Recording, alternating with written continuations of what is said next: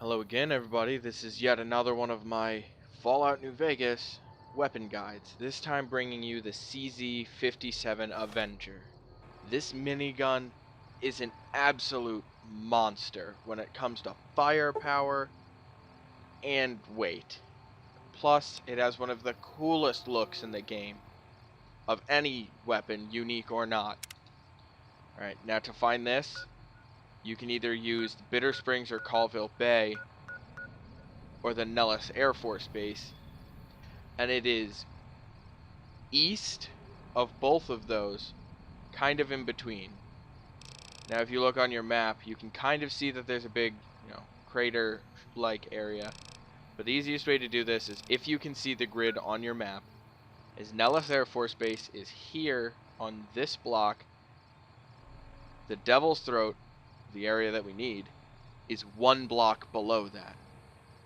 Now, zooming out, that being Nellis Air Force Base, and this being Colville Bay, I'm going to kind of leave this one up to you guys to find, because it's not the simplest to point out. Now, you can get pretty messed up down here, because there is a lot of centaurs.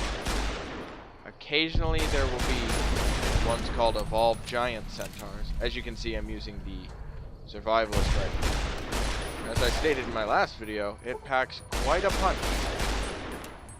Quite a bit of power. Right there, I believe, is one of the giant evolved centaurs.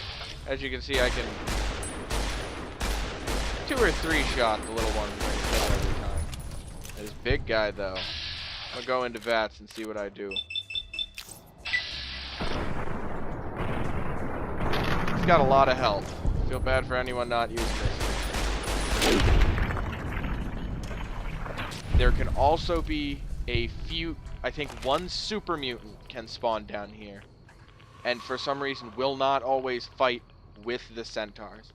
Now, this is nice and simple. Yeah, here he is. He can sometimes spawn alive, sometimes dead. Now, the body of this guy will not always be here.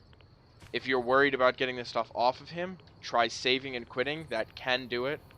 But the reason that he's so special is because you can get a bunch of ammo off of him, bottle caps, and a freaking party hat. I mean, who doesn't want a party hat? Because you can go in, you can take your party hat, throw that on, you grab your giant minigun and all of this guy's drugs, and you throw a minigun in your hands, and how can you be angry when you look like this and you're carrying this? This thing is an absolute monster. Right here, this is 90 rounds. That was 90 bullets. So as you can see, this thing is fast. This thing punches like a goddamn boxer. With a flat 9 damage per bullet. Doesn't sound like a lot, but 273 damage a second. That is a lot. Now, yes, you are going to absolutely fly through ammo with this. But if you've got the ammo to spare, being it's 5mm, I mean, you're not really going to be using it for anything other than a minigun. This thing is the best thing in the world. Now, I do not...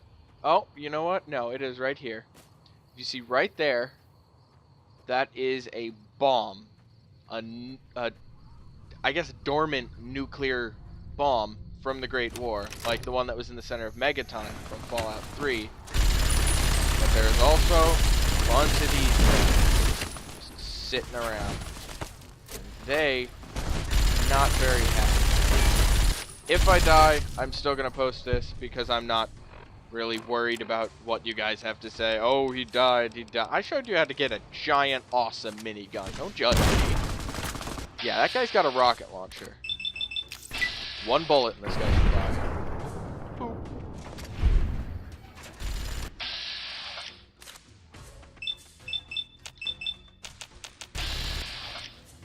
Alright. Well, I'm probably gonna die here. Well, there are my pieces. You can go to the nuke if your explosives is high enough. I don't know what it does. I've never had my explosives high enough. Now, for it to spawn, you have to have the Wild Wasteland perk. If you do not have it, and I haven't confirmed this, but I've heard that if you do not have it, the nuke will not spawn.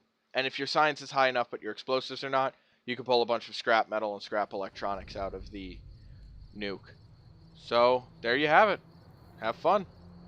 And with that thing, I know you will.